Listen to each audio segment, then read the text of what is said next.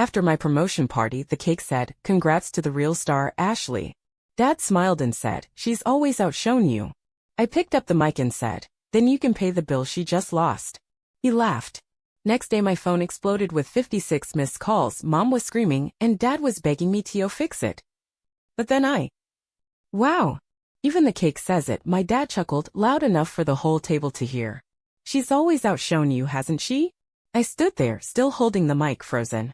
The cake in front of me, a 2-tier chocolate raspberry dream I paid for, was supposed to read "Congratulations, Madison." But there it was in bold pink letters. "Congrats to the real star, Ashley." Ashley, my younger sister. The girl who skipped college, bounced from job to job, and posted #BossBabe reels from the guest room of our parents' house. The room went weirdly quiet, like everyone was waiting for me to laugh it off. My mom let out this weak little giggle like she thought she could soften the moment. Ashley, of course, just smiled and waved her champagne like she was on stage. "It's just a joke," she said. "Don't be so sensitive." I was still holding the mic. I didn't plan on speaking much. This wasn't even supposed to be a big party, just a dinner with family and a few close colleagues from work. I'd gotten promoted to senior project manager after 6 years of cleaning up everyone else's messes, staying late, covering shifts, training new hires, and making sure nobody else got blamed when something broke. I thought tonight would be, I don't know, a moment. But apparently my moment was just another excuse to celebrate Ashley. I took a breath. Then I smiled. "Well," I said slowly, looking right at my dad, "if she's the real star, maybe she can pay the bill she just lost." That wiped the smirk off his face. Ashley's smile cracked too. "What do you mean?" she asked, a little too sharp for someone who'd just been crowned cake royalty. I held my gaze. "You'll see." He tried to laugh again, but it came out forced this time, like he was trying to steer the vibe back into family banter territory. "Come on, Mads, don't be dramatic." I clinked my glass gently against the mic stand. "Cheers," I said. To family. To fake congratulations. And to final straws. The next morning, my phone exploded. 56 missed calls. A dozen texts from Mom in full caps. Ashley had posted something about me on Instagram that was already going viral in our town. And my dad, my always right, never wrong dad, was leaving voicemails practically begging. "Madison, you need to fix this. Please. This is serious." But I had already decided. I wasn't fixing anything. Not anymore. You don't just wake up one day and realize your family doesn't respect you. It's slower. Like mold under the floorboards. You smell something, but everyone tells you it's nothing until one day, the whole floor collapses under your feet. That night, after the party, I turned off my phone. I wasn't ready to hear them pretend it was all a misunderstanding. I wasn't ready to be gaslit into thinking it was a joke. Again. I didn't sleep. My mind ran through everything. Every time I paid a bill, Ashley said she'd Venmo me later. Every ride I gave our parents without even a thanks. Every time Dad compared me to Ashley like I was some defective prototype. I wasn't the favorite. I was the fallback plan. Always there. Always reliable. And that made me invisible. Let's rewind a bit. 6 months ago, Ashley had an emergency. Her third, technically. This time it was a toxic work environment, which actually meant she got caught stealing client info to freelance on the side. She called me crying. Said she had no one. Said Mom and Dad were tired of bailing her out. So I bailed her out. Paid 3 months' rent. Bought her groceries. Even helped her build a fake portfolio so she could freelance legitimately. She thanked me with a text. A single emoji. That was it. Then 2 months later, I find out she's going to Tulum with her new boyfriend, a 47-year-old crypto investor named Brad. I only found out because she posted photos with captions like, "Work hard, rest hard. Thanks to everyone who believes in me." I believed in her. And I got a text emoji. My parents? They acted like she was royalty. My promotion? Mom said, "Well, Ashley's also working on something big. She's networking with millionaires now." Networking? With Brad, who lived in a 2-bedroom rental with a broken jacuzzi. When I asked Dad why he always dismissed my work, he said, "Sweetheart, you're too sensitive. You make good money. What more do you want, a trophy?" No. I just wanted to be treated like I mattered. But the cake was the last straw. The next day, chaos started. Ashley had posted on Instagram a black and white photo of herself in a mirror crying. Caption: "People who can't shine build cages for those who do. I forgive you, Madison." It got over 600 likes in 3 hours. She turned my promotion party into her redemption arc. And the comments? You're so strong, Ash. Haters gonna hate. Let her stay bitter, queen. Even Mom commented. So proud of the woman you've become.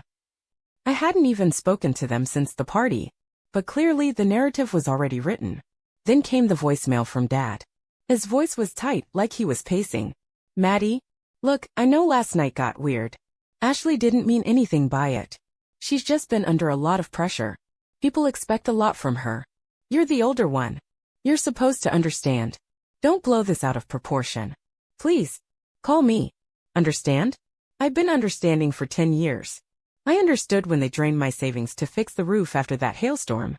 I understood when Ashley crashed my car and they said I shouldn't have loaned it to her. I understood when they didn't come to my graduation because flights were too expensive and then posted photos from Vegas 2 weeks later.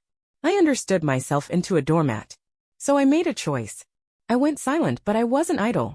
I pulled up the family group chat archive. Every single message. Every single request from Ashley, every guilt trip from Mom, every time Dad hinted that I should just help your sister a bit, she's struggling. I had screenshots. I had receipts. I had the Venmo logs. $12,300 sent to Ashley in just under 2 years. Categorized. Timestamps. Notes. Then I remembered something. Back in February, Dad had me help him with some tax stuff.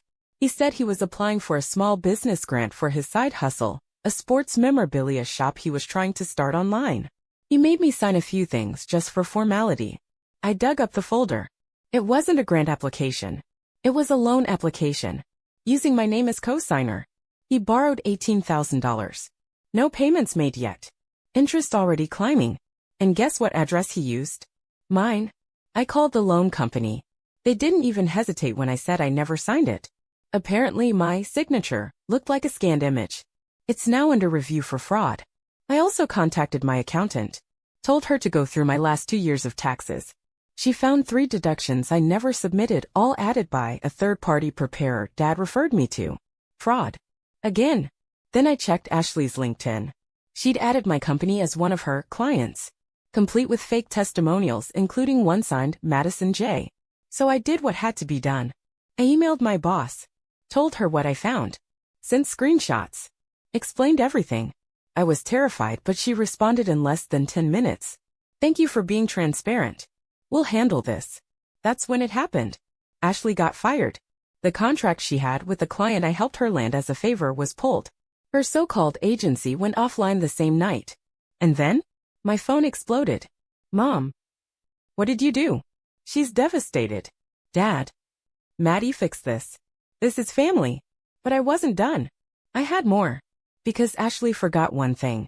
She left her old iCloud signed in on the family iPad. And I had photos. Videos. Voice notes. Some of those voice notes? Her mocking Dad's business. Laughing about using Mom's account to claim unemployment twice. Bragging that Maddie will always clean up the mess. That's her love language. I compiled a folder. Uploaded it. Sent it to myself.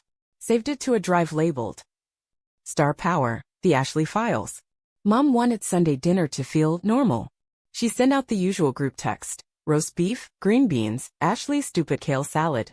Even included a picture of the cake, the same one from my party, just redecorated with "Family is Forever," written in ugly cursive. Cute. I showed up 15 minutes late. On purpose. Dad opened the door. He looked tired. Not physically, emotionally. The kind of tired people get when the story stops spinning in their favor. Ashley was already at the table. No makeup. No wine glass. No phone in sight. Just staring down like a kid caught cheating on a spelling test. Mom smiled like it was a hostage situation. We just want to talk, she said. I walked in, carrying a small black speaker and a bright orange envelope. Ashley looked up. Her eyes twitched. She knew what that envelope was. She'd seen it before. What's that? Dad asked. Truth, I said. The version you can't edit. I sat down. Plugged in the speaker. Looked right at Ashley. Remember that voice note you sent Brad about how you were just milking the dumb ones until your brand blew up? She froze. I pressed play. Her voice came out smooth and smug. Madison? She's the perfect mule. Pays for everything, doesn't ask questions. That's her whole personality, reliable fool. Silence. Mom went pale. Dad blinked. Ashley lunged for the speaker. I pulled it back and kept talking. I've got more. You used mom's ID to apply for unemployment twice in 1 month. I've got that form too.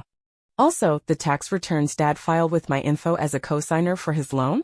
Already under investigation. Thanks for that, by the way. Dad finally snapped. That's enough. Oh no, I said calm. We're not done. I pulled out my phone. Hit AirDrop. Sent the file to the family TV. The folder opened automatically.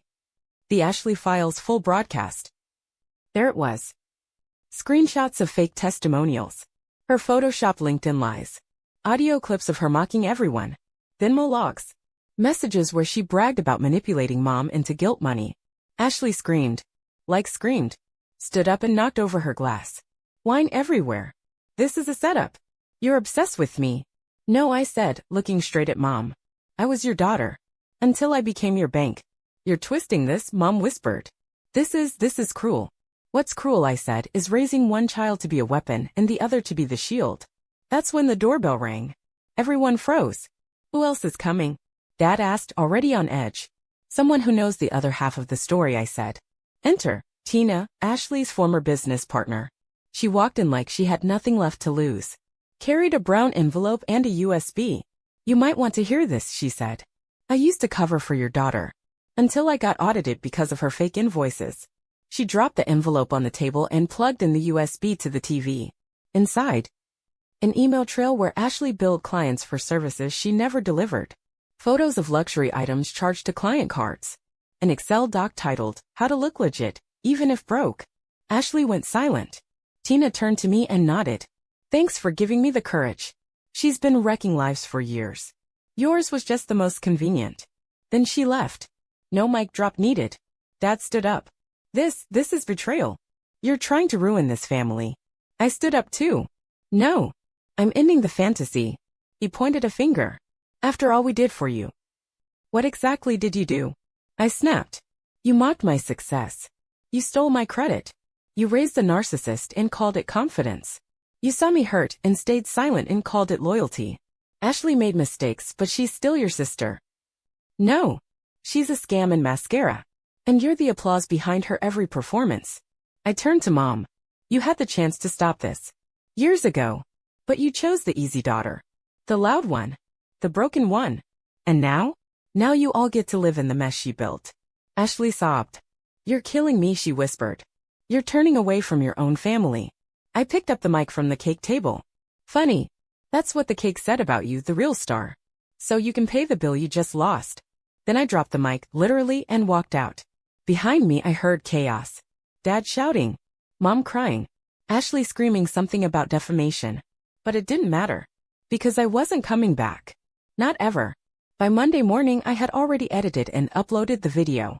It was 9 minutes and 46 seconds of unfiltered truth. Titled, When Your Promotion Cake Says Congrats to Ashley but you paid the bill. The thumbnail? A still from the dinner, Ashley mid-scream, the wine spill on the table and me holding up the mic. The caption?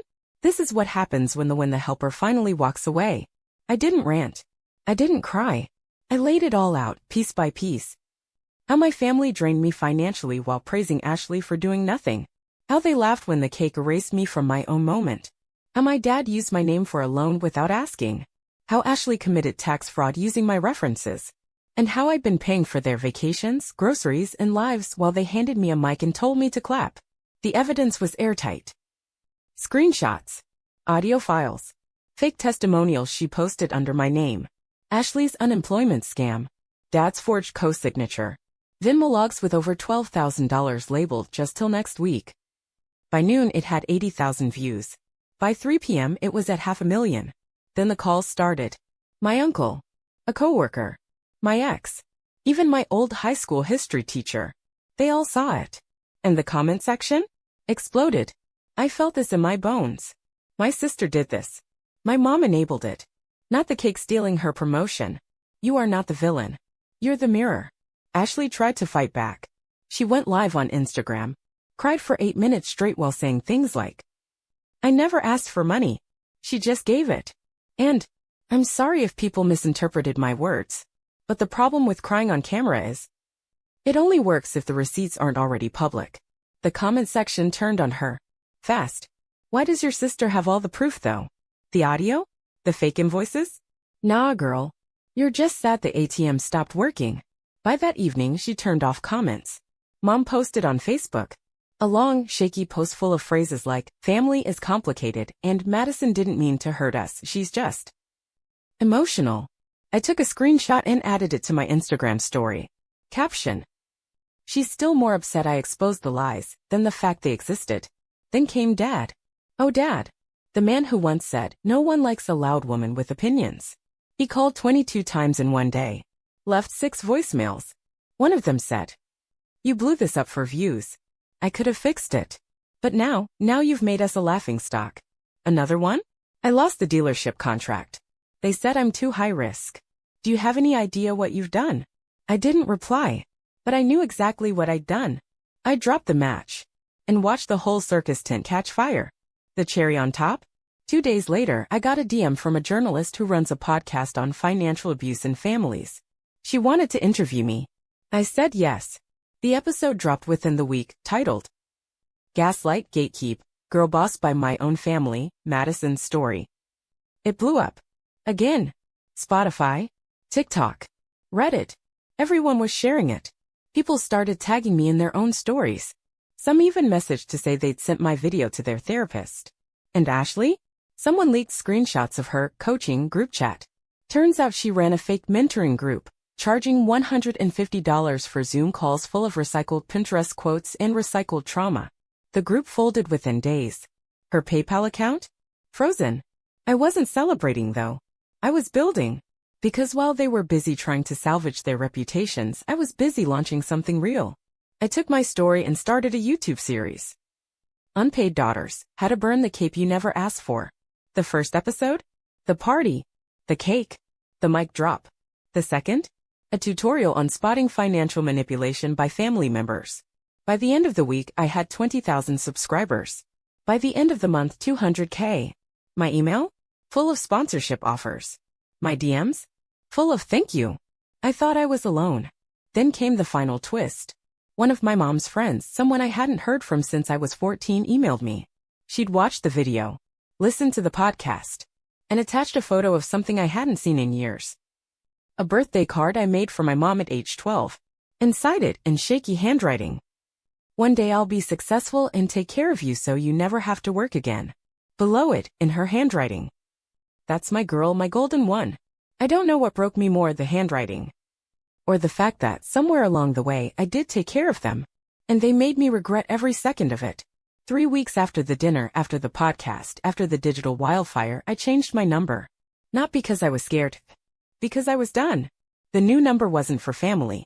It was for peace. It's printed now on the back of my business cards. Front. Madison Ray, storytelling, strategy, sanity. Back. Not available for family emergencies. That last part? In bold. My dad emailed me.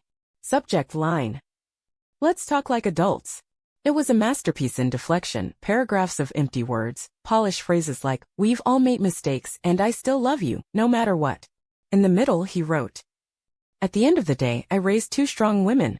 That should count for something. I replied once. No. You raised 1 manipulator and 1 backup plan, and I'm no longer available for either. Blocked. Ashley tried too. She posted a crying video on YouTube.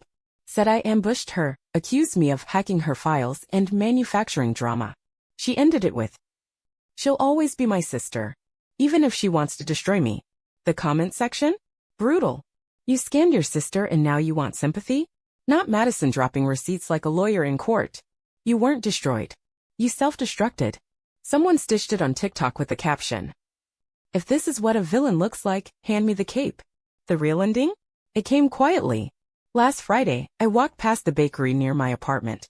The same one that made my original promotion cake, the one Ashley hijacked. Sasha, the owner, waved me down. Wait. I made you something. She handed me a white box tied with a ribbon. Inside was a single-tier cake, vanilla almond, my favorite, with soft white frosting and a simple message in gold script. Congrats, Madison. No edits. I laughed. Not the broken kind, the kind that rebuilds you. The kind that feels like exhale after holding your breath for years. That night, I ate a slice barefoot on my balcony with black coffee and no noise. No chaos. No phone buzzing. No one asking for money, help, or silence. Just stillness. I scrolled through comments on my latest video. One caught my eye. You didn't cut them off. You just stopped setting yourself on fire to keep them warm. Exactly. One last thing. 2 days ago, I made a 5-figure donation to a nonprofit that helps women estranged from their families start over. On the donation page, there was an option to dedicate it. I typed, "In honor of Ashley, the star who burned everything down so I could rise from the ashes." I no longer flinch when someone says family is forever. Not all families are built. Some are born broken. And some, like mine, collapse under the weight of their own lies. But me? I walked out. And I locked the door behind me. Not the villain. Not the victim. Not the savior. Just free.